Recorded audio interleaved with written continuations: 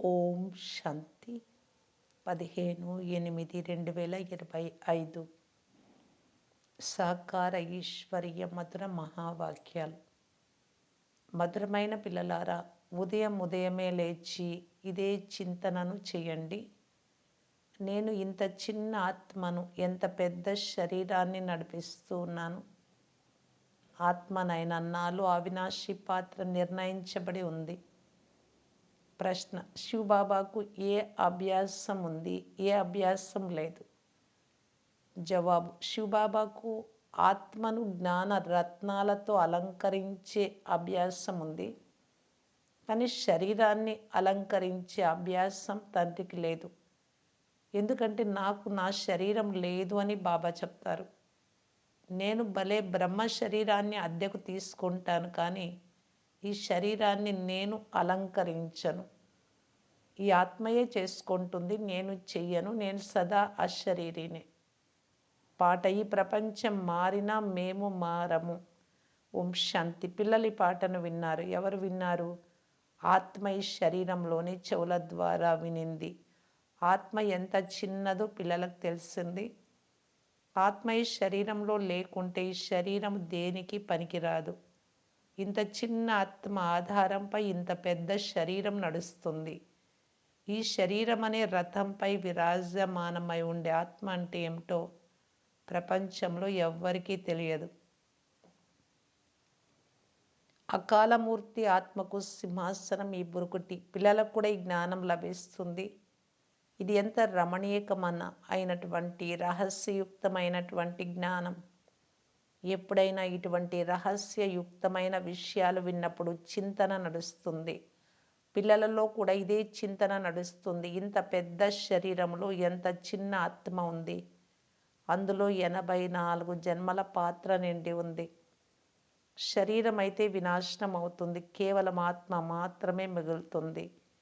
ఇవి చాలా ఆలోచించాల్సిన విషయాలు. అమృత వేళ లేచి ఈ విధంగా ఆలోచించాలి. ఆత్మ ఎంత చిన్నదో పిల్లలకు స్మృతి కలిగింది. దానికి అవినాశి పాత్ర లభించి ఉంది. నేను ఆత్మ ఎంత అద్భుతమైన దానిని. ఇది నూతన జ్ఞానం. ఈ జ్ఞానం ప్రపంచంలో ఎవరి వద్ద లేదు. తండ్రి వచ్చి తెలిపిస్తారు, దానిని స్మరించాలి. ఇంత చిన్న ఆత్మలైన మేము పాత్రను ఎలా అభినయిస్తూ ఉన్నాం. శరీరము పంచతత్వాలతో తయారవుతుంది. శివబాబా ఆత్మ ఎలా వస్తుందో, ఎలా పోతుందో ఈ బ్రహ్మబాబా కూడా తెలియదు. సదా ఇతనిలోనే ఉంటారు అని కాదు. కావున ఇదే చింతన చెయ్యాలి. ఎవ్వరికీ ఎప్పటికీ లభించని జ్ఞానాన్ని బాబా మీకు ఇస్తున్నారు. ఈ జ్ఞానం బ్రహ్మ ఆత్మలో లేదు అని మీకు తెలుసు. ఇతర సత్సంగాలలో ఇటువంటి విషయాలను గురించి ఎవ్వరూ ఆలోచించరు. వారికి ఆత్మ పరమాత్మల జ్ఞానం కొద్దిగా కూడా లేదు. నేను ఆత్మను శరీరం ద్వారా మంత్రమిస్తున్నాను అని ఏ సాధు సన్యాసులకు కూడా తెలియదు. ఆత్మ శరీరం ద్వారా శాస్త్రాలను చదువుతుంది. ఆత్మ అభిమానిగా ఉండే మనుష్య మాత్రులు ఒక్కరు కూడా లేరు. ఆత్మ జ్ఞానం ఎవ్వరిలోనూ లేదు. మరి పరమాత్మ తండ్రి జ్ఞానం ఎలా ఉంటుంది? ఆత్మలైన మనలను తండ్రి మధురాతి మధురమైన పిల్లలారా అని సంబోధిస్తారు అని తెలుసు. మీరు చాలా తెలివైన వారిగా అవుతున్నారు. ఈ శరీరంలో ఉన్న నా ఆత్మను పరమపిత పరమాత్మ కూర్చొని చదివిస్తున్నారు అని ఎవ్వరికీ తెలియదు. ఇవి చాలా అర్థం చేసుకోవాల్సిన విషయాలు. కానీ పిల్లలు వ్యాపార వ్యవహారాలలో మునిగి మర్చిపోతారు. మొట్టమొదట తండ్రి మనుష్య మాతృలలో లేని ఆత్మ జ్ఞానాన్ని ఇస్తారు. ఆత్మలు పరమాత్మ చాలా కాలం వేరుగా ఉండినారు అని గాయనం కూడా ఉంది. ఎంతకాలమో లెక్క కూడా ఉంది. ఆత్మనే శరీరం ద్వారా మాట్లాడుతుంది అని పిల్లలకు తెలుసు. ఆత్మనే శరీరం ద్వారా మంచి లేక చెడు కర్మలు చేస్తుంది. తండ్రి వచ్చి ఆత్మలను ఎంత సుందరంగా చేస్తారు. కనుక తండ్రి ముఖ్యంగా ఏమని చెప్తారు అంటే, ఉదయమే లేచి ఆత్మ అంటే ఏమిటో ఆలోచించాలి. అది ఈ శరీరం ద్వారా వింటుంది. ఆత్మల తండ్రి పరంపిత పరమాత్మ వారిని పతిత పావనులు, జ్ఞాన సాగరులు అని కూడా అంటారు. ఇతర ఏ మనుష్యులనైనా సుఖ సాగరులు, శాంతి సాగరులు అని ఎలా అంటారు? లక్ష్మీనారాయణులను సదా పవిత్రతా సాగరులు అని అంటారా? లేదు. ఒక్క తండ్రి మాత్రమే సదా పవిత్రతా సాగరులు. మనుష్యులు కేవలం భక్తి మార్గంలోనే శాస్త్రాలను కూర్చొని వర్ణన చేస్తారు. వాస్తవిక అనుభవం లేదు. ఆత్మలైన మేమీ శరీరము ద్వారా తండ్రి మహిమ చేస్తున్నాము అని అనుకోరు. వారు మన అతి మధురమైన తండ్రి. సుఖాన్ని ఇచ్చువారు వారే. తండ్రి చెప్తున్నారు, "ఓ ఆత్మలారా, ఇప్పుడు నా మతమును అనుసరించండి." ఈ అవినాశి ఆత్మకు అవినాశి తండ్రి ద్వారా అవినాశి మతం లభిస్తుంది. అవినాశి శరీరధారులకు వినాశీ శరీరధారుల మతమే లభిస్తుంది. సత్యుగంలో మీరు ఇక్కడ చేసిన పురుషార్థానికి ప్రాలబ్ధం అక్కడ పొందుతారు. అక్కడ విరుద్ధమైన మతం ఎప్పుడూ లభించదు. ఇప్పటి శ్రీమతమే అవినాశిగా తయారై అర్ధకల్పం నడుస్తుంది. ఇది నూతన జ్ఞానం. దీనిని గ్రహించాలి అంటే బుద్ధి ఎంత బాగుండాలి. తర్వాత కర్మలో కూడా తీసుకొని రావాలి. ఎవరైతే ప్రారంభం నుండి చాలా భక్తి చేసి ఉంటారో వారు మంచి రీతిగా ధారణ చేస్తారు. బుద్ధిలో సరిగ్గా కూర్చోవడం లేదు అంటే ప్రారంభం నుండి మేము భక్తి చేయలేదు. ప్రారంభం అంటే ద్వాపరయుగం స్టార్టింగ్ నుంచి భక్తి చేయలేదు అని అర్థం చేసుకోవాలంటే లేటుగా వచ్చారు. ఏదైనా అర్థం అవ్వకుంటే బాబాని అడగండి. ఎందుకంటే వారు అవినాశి డాక్టర్. వారిని పరమాత్మ అని కూడా అంటారు. ఆత్మ పవిత్రంగా అయితే మహిమ చేయబడుతుంది. ఆత్మకు మహిమ ఉంటే శరీరానికి కూడా మహిమ జరుగుతుంది. ఆత్మ తమో ప్రధానంగా అయితే శరీరానికి కూడా మహిమ ఉండదు. ఈ సమయంలో పిల్లలైన మీకు అత్యంత గుహ్యమైన బుద్ధి లభిస్తుంది. ఆత్మకే లభిస్తుంది. మరి ఆత్మ ఎంత మధురంగా అవ్వాలి? అందరికీ సుఖాన్ని ఇవ్వాలి. బాబా ఎంత మధురమైన వారు. ఆత్మలను కూడా చాలా మధురంగా చేస్తారు. ఆత్మ ఏ చెడు కార్యాలు చేయకుండా అలవాటు చేసుకోవాలి. నా ద్వారా ఏ తప్పు జరగలేదు కదా అని పరిశీలించుకోవాలి. శివ్ బాబా ఎప్పుడైనా తప్పు కర్మ చేస్తారా? లేదు. వారు ఉత్తమోత్తమైన కళ్యాణకారి కార్యం చేసేందుకు వస్తారు. అందరికీ సద్గతినిస్తారు. కావున తండ్రి ఎటువంటి కర్తవ్యం చేస్తున్నారో పిల్లలు కూడా అటువంటి కర్తవ్యమే చేయాలి. ఎవరైతే ప్రారంభం నుండి చాలా భక్తి చేసి ఉంటారో వారి బుద్ధిలోనే జ్ఞానం నిలుస్తుంది. ఇప్పుడు కూడా దేవతలకు అనేక మంది భక్తులున్నారు. తమ శిరస్సును బలి ఇచ్చేందుకు కూడా వెనుకాడరు. ఎక్కువ భక్తి చేసే వారి వెనుక తక్కువ భక్తి చేసేవారు వ్రేలాడుతూ ఉంటారు. వారి మహిమను పాడుతూ ఉంటారు. వారిదంతా స్థూలంగా కనిపిస్తుంది. ఇక్కడ మీరు గుప్తంగా ఉన్నారు. మీ బుద్ధిలో సృష్టి ఆది మధ్య అంత్యాల పూర్తి జ్ఞానం ఉంది. మమ్ములను చదివించేందుకు తండ్రి వచ్చారు అని కూడా పిల్లలకు తెలుసు. ఇప్పుడు మనం తిరిగి ఇంటికి వెళ్తాం. ఆత్మలు ఎక్కడి నుండి వస్తాయో అదే మన ఇల్లు. అక్కడ శరీరమే లేకుంటే శబ్దం ఎలా ఉంటుంది? ఆత్మ లేకుంటే శరీరము జడమైపోతుంది. మనుషులకు శరీరం పైన ఎంత మోహం ఉంటుంది.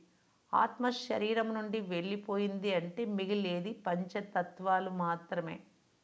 దానిపైన ఎంత మోహం ఉంది. స్త్రీ తన పతి చితిపై కూర్చొని కాలిపోయేందుకు కూడా తయారవుతుంది. శరీరం పైన అంత మోహం ఉంది.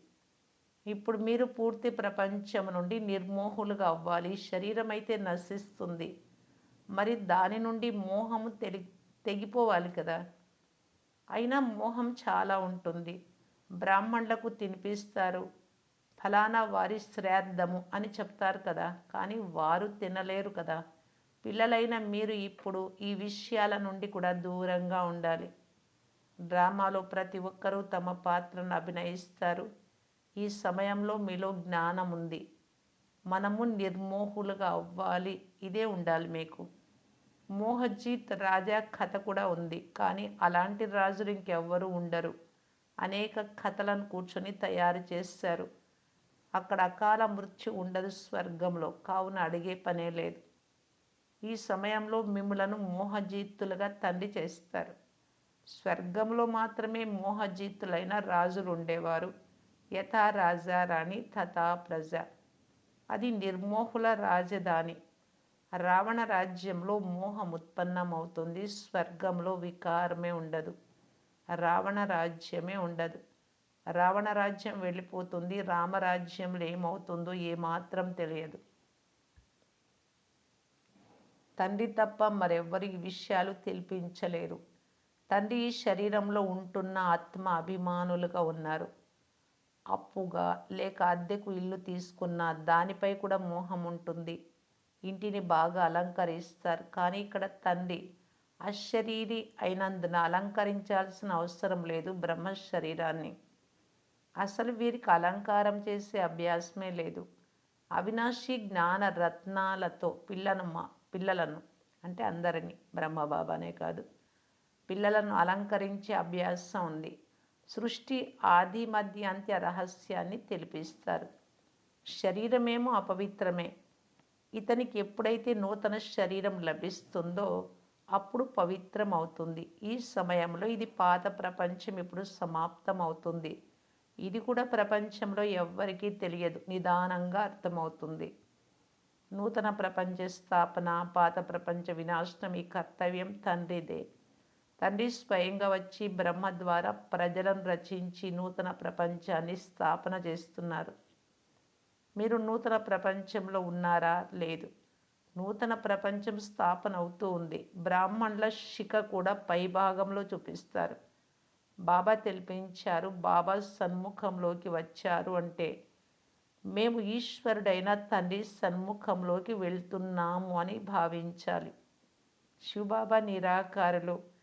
వారి సన్ముఖంలోకి ఎలా వెళ్ళాలి? కావున ఆ తండ్రిని స్మృతి చేసి తర్వాత తండ్రి సన్ముఖంలోకి రావాలి. తండ్రి బ్రహ్మలో కూర్చున్నారు అని మీకు తెలుసు. ఈ శరీరమేమో పతితమైపోయింది. శివబాబా స్మృతిలో లేకుండా ఏదైనా పని చేస్తే పాపం అంటుతుంది. మీరు శివబాబా వద్దకు వస్తున్నారు. మరుసటి జన్మలో ఇతర బంధుమిత్రులు ఉంటారు. అక్కడ దేవతల ఒడిలోకి వెళ్తారు. ఈ ఈశ్వరీయ ఒడి ఒక్కసారి మాత్రమే సంగమ యుగంలో లభిస్తుంది.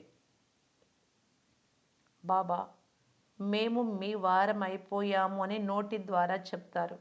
అనేక మంది బాబాను చూడను కూడా లేదు, వెలుపల ఉంటారు.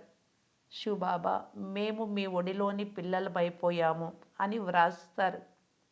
అంటే బుద్ధిలో జ్ఞానం ఉంది. మేము శివబాబా వారిగా అయ్యాము అని ఆత్మ చెప్తుంది. దీనికి ముందు మేము పతితుల ఒడిలో ఉండేవారం. భవిష్యత్తులో పవిత్ర దేవతల ఒడిలోకి వెళ్తాం. ఈ జన్మ మాత్రం దుర్లభం.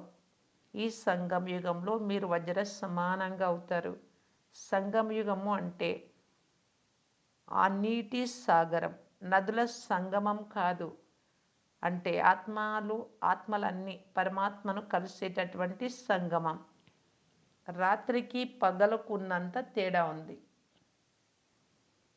బ్రహ్మపుత్ర నది అన్నింటికంటే పెద్ద నది. అది సాగరంలో కలుస్తుంది. బ్రహ్మపుత్ర అంటే శివబాబా పుత్రుడు, బ్రహ్మబాబాకు గుర్తు.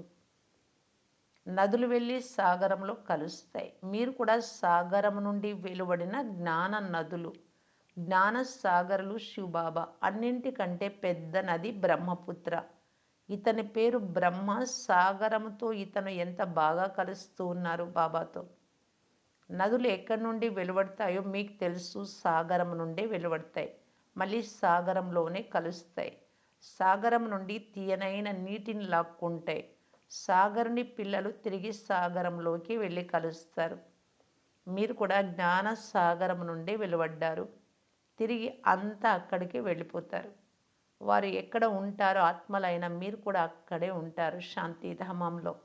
జ్ఞానసాగరులు వచ్చి మిమ్మలను పవిత్రంగా మధురంగా చేస్తారు. మీరు కూడా అక్కడే ఉండేవారు. ఉప్పుగా అయిపోయిన ఆత్మను తీయగా చేస్తూ ఉన్నారు బాబా. పవిత్రంగా మధురంగా చేస్తూ ఉన్నారు. పంచవికారాలనే చీచి ఉప్పు మీ నుండి తొలగిపోతుంది. అప్పుడు మీరు తమో ప్రధానం నుండి సతో ప్రధానంగా అవుతారు. తండ్రి చాలా పురుషార్థం చేయిస్తారు. మీరు చాలా సతో ప్రధానంగా ఉండేవారు, స్వర్గంలో ఉండేవారు.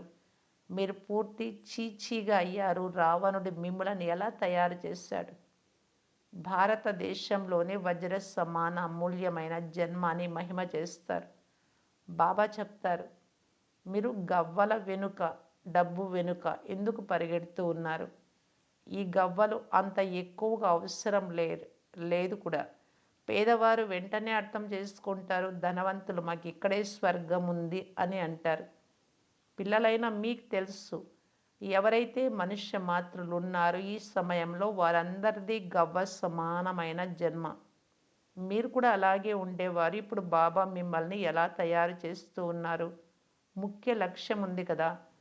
మీరు నరుడి నుండి నారాయణుడిగా అవుతున్నారు. భారతదేశం ఇప్పుడు గవ్వ సమానం నిరుపేదగా ఉంది. భారతవాసులకి ఈ విషయాలు ఏవీ తెలియవు. ఇక్కడ మీరు ఎంత సాధారణమైన అబలలుగా ఉన్నారు. ఎవరైనా గొప్ప వ్యక్తులు ఉంటే వారు ఇక్కడ కూర్చునేందుకు ఇష్టపడరు. ఎందుకంటే ఇక్కడ సాధారణమైన వారు, పేదవారు ఉన్నారు అని. ఎక్కడైతే పెద్ద పెద్ద వ్యక్తులు, సన్యాసులు, గురువులు మొదలైన వారు వస్తారో అటువంటి పెద్ద సభలకు వెళ్తారు. తండ్రి కూడా చెప్తారు, నేను పేదల పెన్నిధిని. భగవంతుడు పేదలను రక్షిస్తారు అని చెప్తారు. మీరు ఎంత ధనవంతులుగా ఉండేవారు ఇప్పుడు మీకు తెలుసు. ఇప్పుడు మళ్ళీ అలా అవుతారు.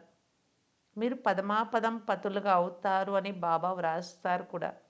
అక్కడ మారణకాండ జరగదు. ఇక్కడ ధనం కొరకు ఎంత మారణకాండ జరుగుతూ ఉందో చూడండి. లంచాలు తీసుకుంటారు. మనుషులకు ధనం కావాలి. బాబా మన ఖజానా నింపుతున్నారు అని పిల్లలైన మీకు తెలుసు.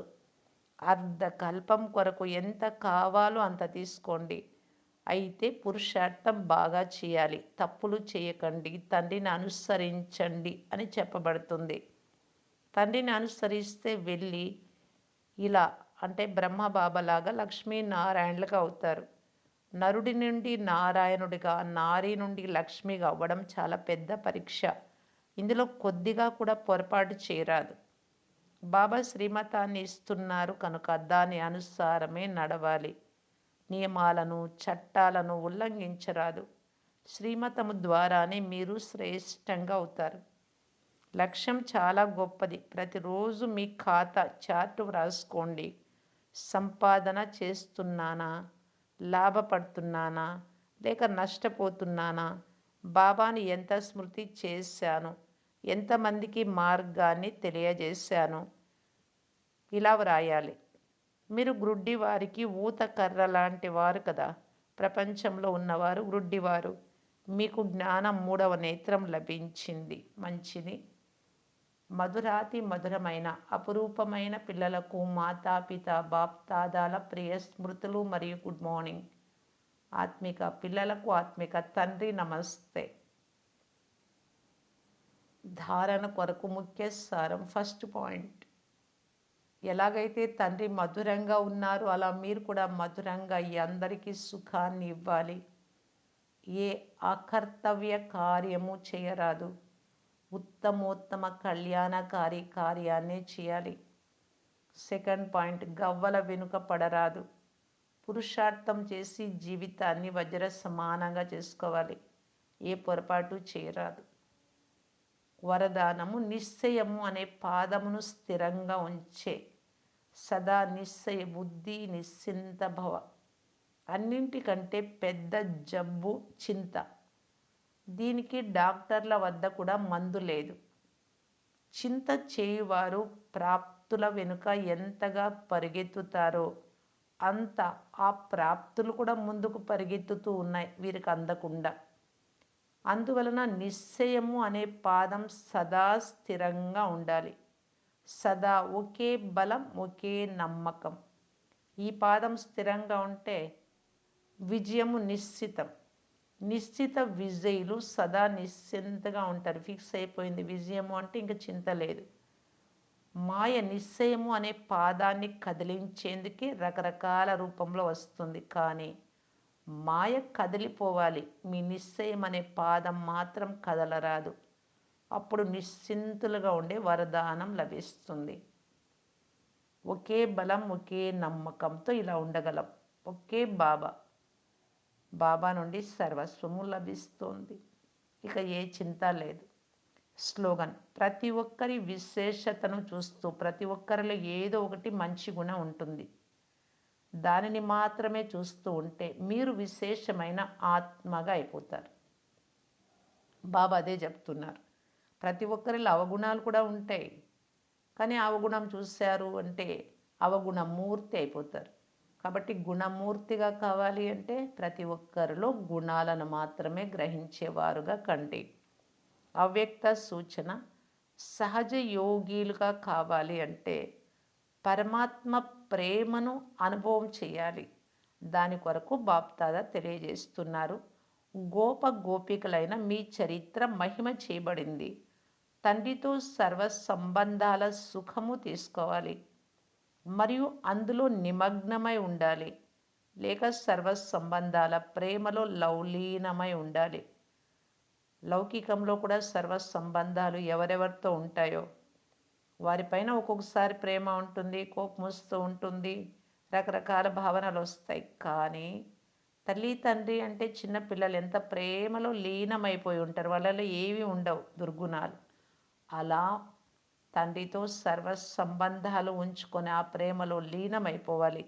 ఎవరైనా అతి స్నేహంతో ప్రేమతో కలుసుకుంటే ఆ సమయంలో ఆ స్నేహ మిలనం గురించి ఏమని అంటారు అంటే ఒకరిలో ఒకరు ఇమిడిపోయారు, లేక ఇద్దరూ కలిసి ఒకటిగా అయిపోయారు అంటారు కదా. కనుక తండ్రి స్నేహంలో ఇమిడిపోవడము అనగా తండ్రి యొక్క స్వరూపంగా అయిపోవడం ఆ గుణాలతో. అచ్చా. ఓం శాంతి.